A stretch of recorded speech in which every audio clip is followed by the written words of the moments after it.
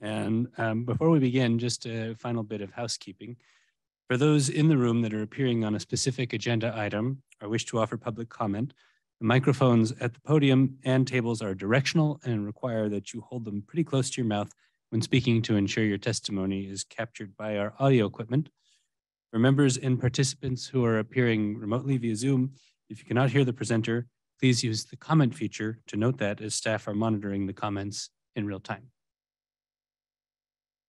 Council, will you please call the roll? Member Becton. Present. Member Cohen.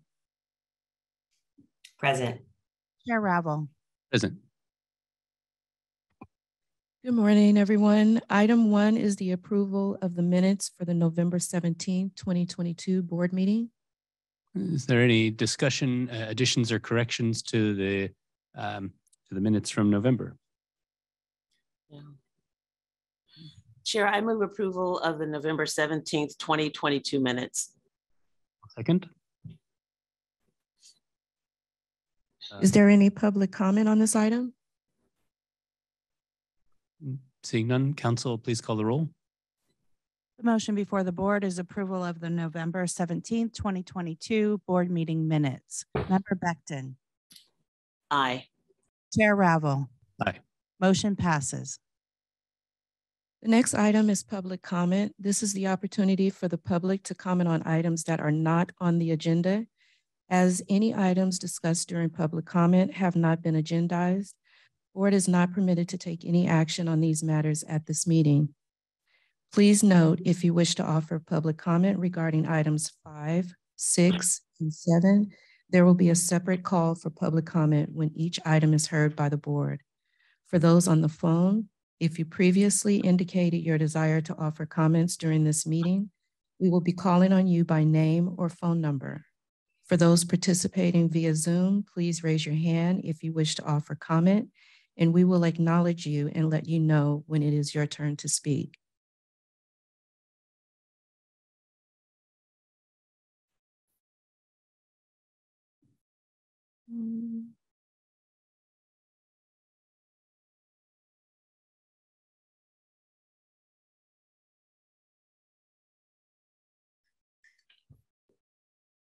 We see a hand. Oh, Margaret Petros, please go ahead.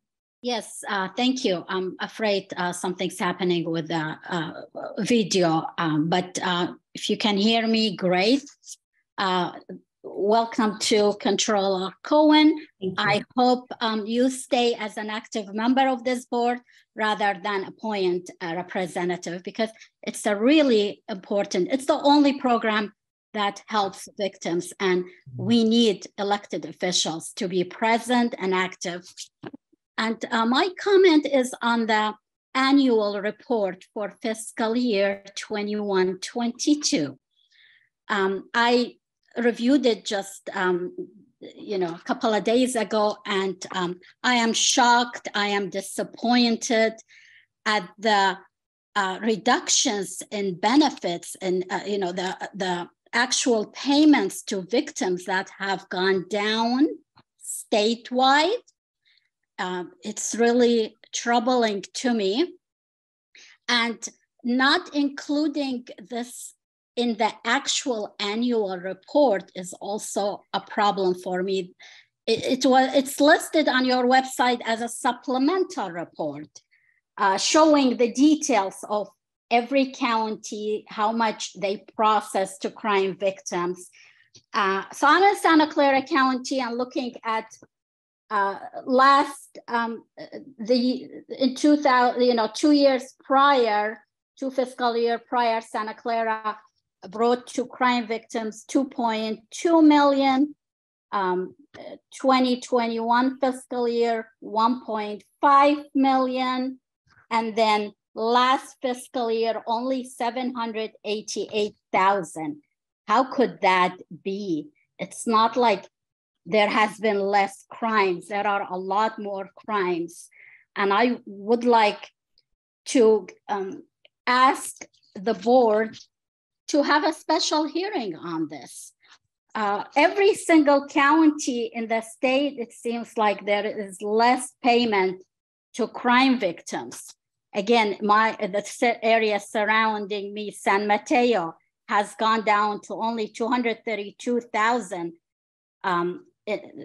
compared to the year before, 523,000. You are paying millions more in administering this program and paying counties. How could that be again? I know this program well because I managed victim compensation in Santa Clara County, and even back as my last year, 2007-2008 fiscal year, we brought like 3.6 million to crime victims. I'm looking at this once a year, but the board management is looking at it every day. And my question is, what has management done all along throughout last year to control it? I know you got $3 million from the governor's office to study this issue, but you know what the problems are. And it's not about victims not finding out about the program. Those that find it are not getting the help. I know that for a fact. If you look at how much you paid in funeral burial, compare it to how much you paid in support loss to those families, you'll figure out very few are paying attention to paying families who lost a loved one who was working, earning income, and supporting their family. So please keep that in mind. Thank you so much for listening to me. Thank you, Ms. Petros. I appreciate your commentary and appearing before the board.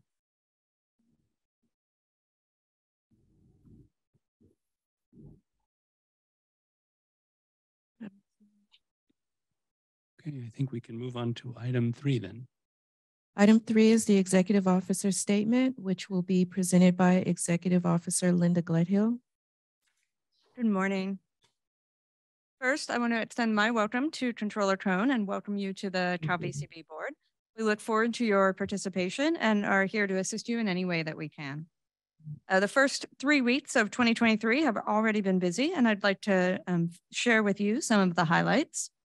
First, last week, I attended a victim compensation subject matter expert roundtable in Washington, D.C., hosted by the U.S. Department of Justice Office of Victim of Crime, or OVC. The roundtable included representatives of various states across the country and advocacy groups with an interest in victim compensation. The meeting was to review the feedback the Office of Victim of Crime has been receiving about how state compensation programs operate. OVC is considering promulgating new federal regulations and has been soliciting feedback from various stakeholders. There was a good discussion with a variety of viewpoints at this day-long meeting. California is not only the older state compensation program, but often the leader in many areas, and that came through in last week's roundtable. It's not clear when the federal government will promulgate the new regulations, which are important because they could change how we use our federal grant money, but I will keep the board posted on this matter. January is Human Trafficking Awareness Month, and we launched a social media campaign and issued a press release highlighting the resources available for human trafficking victims through Cal VCB. 3 years ago, Cal VCB began authorizing income loss compensation for victims of sex and labor trafficking. In that time, we have approved 590 human trafficking claims and paid victims nearly $4.5 million in lost wages. In addition to income loss compensation, which covers up to $20,000 for a 2-year period, Cal VCB can reimburse survivors for other expenses caused by human trafficking, including medical, dental, mental health treatment, home security, and relocation. December 31st, we reached the halfway point of the Forced or Involuntary Sterilization Compensation Program, which began taking applications on January 1st, 2022, and is set to expire on December 31st, 2023. The program provides compensation to survivors of state-sponsored sterilization conducted pursuant to eugenics laws that existed in the state of California between 1909 and 1979, and to survivors of involuntary sterilization of people in California prisons after 1979. We continue to work hard to get word out about the program and try to reach the estimated 600 survivors of forced sterilization who remain alive and are eligible for compensation. We've sent more than 900 posters to state prisons to post in common areas and housing units. We've sent letters to everyone the Department of Corrections and Rehabilitation has identified as having had a sterilization procedure. We've also sent posters and fact sheets to 500 libraries across the state and 1,000 skilled nursing facilities. We contracted with a marketing firm to conduct an advertising campaign that got underway in October with social media ads. And just this week, we launched radio and TV ads that will air through October of this year. To date, we've received more than 300 applications and approved 57. So we know there are more survivors out there, and we will continue to do everything that we can to reach them. The governor released his January budget proposal last week. It includes the $39.5 million in general fund backfill to the state restitution fund, as was originally projected last year. This allows Cal VCB to continue to make payments to its victims. The anticipated savings from Prop 47, a portion of which we received to fund grants for trauma recovery centers, or TRCs, is significantly lower than last year. But as you may recall, there was extra money allocated to TRCs in the current budget and may offset this reduction. We will lay out the complete TRC picture for you in March. The legislature starts holding budget hearings now, and so we'll monitor any changes. We also, I do want to note that we are working on the $3 million that we received in the current year budget for a public awareness campaign to help outreach. Applications have gone down, and we recognize this. We believe that it's mostly due to the pandemic, but we are looking for ways to outreach and reach more victims of crime to get them the help they can need. As part of this effort, we partnered with the State Office of Data and Innovation, also known as ODI, for research on how we can better reach crime victims. After a 6-week sprint, ODI delivered a report with several recommendations that we think that are going to help guide the work of the vendor that we're contracting with for this 3-year outreach campaign. I want to thank ODI and the UC Berkeley Possibilities Lab for their work and valuable input, and we are continuing to explore ways we can work together in the future to best help victims. Thank you, and I'm happy to answer any questions that you will have. Thank you, Executive Officer Gledhill. It's very, very interested to see what those federal regulations say, and also very good to hear about the efforts you're making to reach the victims of forced sterilization, and hopeful that we'll get more applications there too. Is there any questions or discussion from the board on this item? Seeing none, we will move to item 4, which is the contract update, and it will be presented by Executive Officer Linda Gledhill. Good morning. This morning's contract report is purely informational, as all items are under the $200,000 delegated limit, but I'm happy to answer any questions that you may have. Thank you, Officer Gledhill. Are there any questions or comments from the board? No. Is there any public comment on this item? Seeing none, we will move to item 5. It is the approval of the 2023 rulemaking calendar, which will be presented by Chief Counsel Kim Gutierrez. Good morning. Every year, the Office of Administrative Law, which is the state entity responsible for reviewing and approving all regulations in the state of California, requests that state departments and entities submit for their consideration and publication a rulemaking calendar of regulations that the state entity intends to either revise and or promulgate, so that the Office of Administrative Law may calendar their work and also publish for the public information regarding what rulemaking packages will be coming before them. Item 5 is our request for your approval to submit Cal VCB's 2023 rulemaking calendar to the Office of Administrative Law. It includes proposed changes to regulations in the area of the Victims' Compensation Program, the Good Samaritan Program, and possibly the Penal Code Section 4900 cases. Now, I'd like to caution you that, of course, this is just the first step in the process, and this is our request for you to approve submission of the rulemaking calendar. We will, of course, bring back to you any proposed changes to the regulation for your review and consideration before it is submitted to the Office of Administrative Law and the process begins. The process will include a public comment period for the public as well as potentially a hearing. So you will see the draft regulations, of course, before they are submitted to the Office of Administrative Law. With that, I request your approval of the calendar and its submission to the Office of Administrative Law. And I'm happy to answer any questions. Thank you, Council. Are there any questions or comments from the board on this item? No. Do I have a motion to approve item 5? I move to approve the 2023 rulemaking calendar and authorize staff to submit the calendar to the Office of Administrative Law. I'll second that motion. Is there any public comment on this item? Seeing none, Council, please call the roll. Motion for consideration is approval of the 2023 rulemaking calendar and authorization for staff to submit it to the Office of Administrative Law. Member Becton. Aye. Member Cohen. Aye. Mayor Ravel.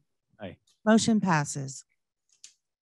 Item 6 is the proposal to approve Trauma Recovery Center Grant Award, which will be presented by Deputy Executive Officer Andrew Lamar. Good morning. I'm here to present item 6. The 2022-23 state budget provided $23 million in additional funding for trauma recovery centers. That included $5 million to create a regional TRC pilot program. The Trauma Recovery Center, or TRC, is an organization that helps victims of violent crime by providing trauma-informed services that include assertive outreach to underserved populations, comprehensive evidence-based mental health services, and coordinated care tailored to each victim's needs. CalVCB presently funds 18 TRCs through grants. The Regional TRC Pilot Program aims to extend TRC services into rural and underserved areas by funding satellite offices to be operated by existing TRCs that partner with community organizations in those areas. The budget directed that $2.5 million be used for 2 locations in Northern California and $2.5 million for 2 in Central California. At your November meeting, you approved awarding a $2.5 million grant to the Alameda County Family Justice Center to establish satellite offices in Sonoma and Sacramento counties, neither of which have a TRC. They will be located in Santa Rosa and Sacramento. Because the initial Notice of Funding Availability, or NOFA, for pilot program grants did not elicit any applications to serve Central California locations, we issued another NOFA on November 7th, targeting those areas specifically. We subsequently received 3 applications by the December 6th submission deadline. Staff evaluated and scored the 3 applications. The application from Amanacer Community Counseling Services of Los Angeles County received the highest score. Amanacer will collaborate with Community Spirit Health, formerly known as Dignity Health, a nonprofit hospital provider, to deliver TRC services at St. Joseph's Medical Center in Stockton, Mercy Hospital Downtown in Bakersfield, and Mercy Hospital Southwest in Bakersfield. The 2 counties served, San Joaquin and Kern, are mostly rural with significant non-English speaking populations, including farm workers and new immigrants, and high rates of poverty and homelessness. Amanacer has an outstanding track record in Los Angeles County and a long-standing partnership with Common Spirit Health. Through the existing hospital system, the proposed satellite offices will offer on-site and virtual evidence-based mental health and support services. Amanacer expects to serve 1,800 clients and conduct 35 trainings to local organizations and law enforcement over the course of the grant. We recommend awarding the Regional TRC Pilot Program grant of $2.5 million for Central California locations to Amanacer Community Counseling Services. Please let me know if you have any questions. Thank you, Deputy Lamar. I was particularly pleased to see that your renewed efforts generated so much interest in the program, and that there will be 3 centers in these underserved locations for these services. Is there any discussion, questions, or comments from the board on this item? Do I have a motion to approve item 6?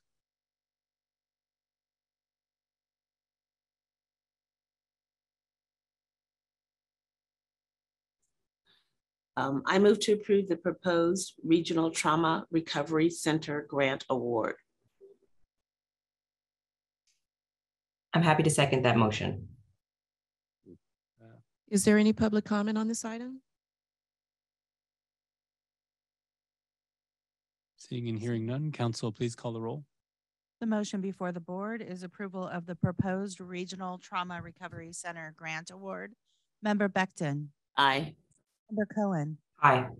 Chair Ravel. Aye. Motion passes. Item 7 is the proposed mental health updates regarding telehealth, which will be presented by Deputy Executive Officer Vincent Walker. Good morning. I'm here to propose an update to the mental health guidelines that remove the session limits when treatment is provided via telehealth. The California Victims' Compensation Board has the authority, pursuant to Government Code Section 13957.2, to establish the maximum rates and service limitations for reimbursement of mental health and counseling services. Reimbursement of mental health expenses by CalVCB is based on definitions, session limitations, documentation requirements, and other criteria set forth in the CalVCB mental health guidelines. Per the Board of Behavioral Sciences, telehealth means the mode of delivering healthcare services and public health via information communication technologies to facilitate the diagnosis, consultation, treatment, education, care management, and self-management of a patient's health care. There are currently no limits set forth by the various California mental health licensing boards in regards to the number of telehealth sessions that can be provided. Since January 1, 2017, the CalVCB guidelines have limited reimbursement of telehealth sessions to 5, unless a telehealth verification form is submitted and approved. Reasons for the form to be approved include claimants, requires telehealth due to clinical necessity, or the claimant lives in an area where no clinical resources are available. At the start of COVID-19 pandemic, CalVCB suspended this requirement to accommodate clinical needs and comply with the Governor Newsom's April 2020 Executive Order N-43-20. The executive order helped facilitate and expand the use of telehealth services and ensure that Californians impacted by COVID-19 had access to medical care and protected healthcare workers by reducing unnecessary in-person medical consultations and treatment. The executive order also relaxed or eliminated enforcement of methods of delivery, normal consent requirements, and liability of providers for delivering of mental health services via telehealth methods. On October 17, 2022, Governor Newsom announced that the COVID-19 state of emergency and associated executive orders will end on February 28th of 2023.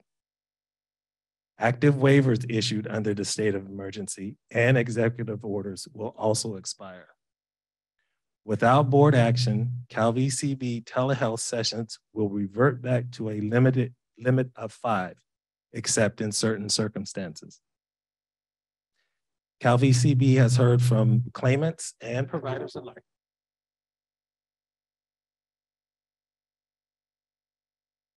CalVCB has heard from claimants and providers alike that telework has allowed easier and better access to mental health services. CalVCB requests approval to remove telehealth session limitations from the guidelines effective as of March 1, 2023. Mental health session limits that are in place now will apply to all mental health services regardless of how they are delivered.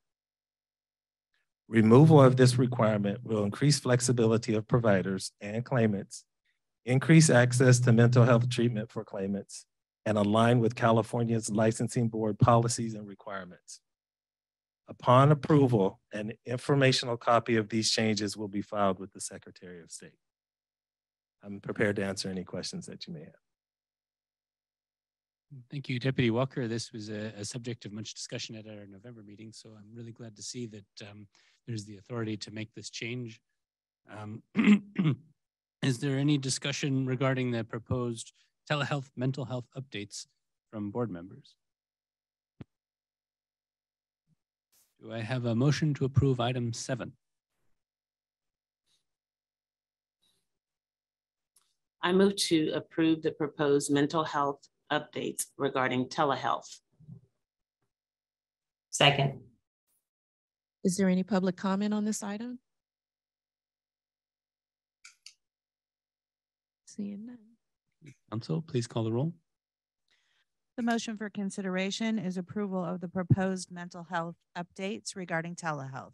Member Becton. Aye. Member Cohen. Aye. Chair Ravel. Aye. Motion passes. Thank you, Council. The board will now convene into closed session under Government Code Section 11126 sub C3 to discuss numbers 1 through 205 of the Victim Compensation Program. Board members, please turn off your cameras and audio inputs prior to calling into the conference line. Thank you.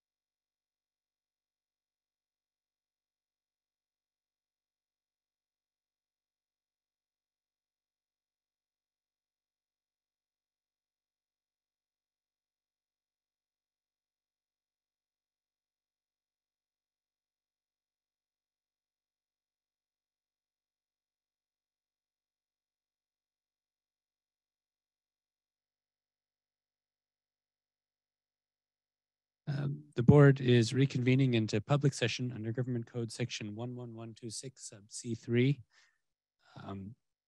Do I have a motion for numbers 1 through 205 of the Victim Compensation Program? I move approval of numbers 1 through 205 of the Victim Compensation Program. For a second. Okay. Second. So will you please call the roll? Motion before the board is approval of numbers 1 through 205 of the Victim Compensation Program. Member Becton. Aye. Member Cohen. Aye. Chair Ravel. Aye. Motion passes. Is there any other business that needs to come before the board today before we adjourn? Seeing and hearing none, do I have a motion to adjourn? Hello, can you hear me? I have my hand raised for a public comment, please. I believe the public comment was in relation to a closed session item, and typically we don't allow public comment on closed session item as it's discussed in closed session. You're welcome to submit further comments and advocacy to the board on your item, Ms. Petros. Thank you.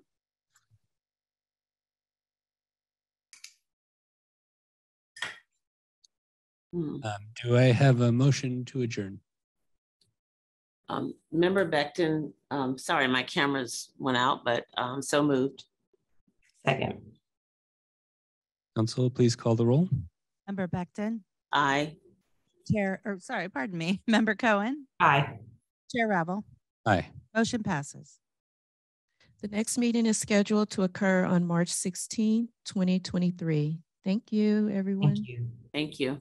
Thank you. Welcome again, Controller Cohen. We're really happy to have you with us, and thank you for being with us here today. Thank you. See ya.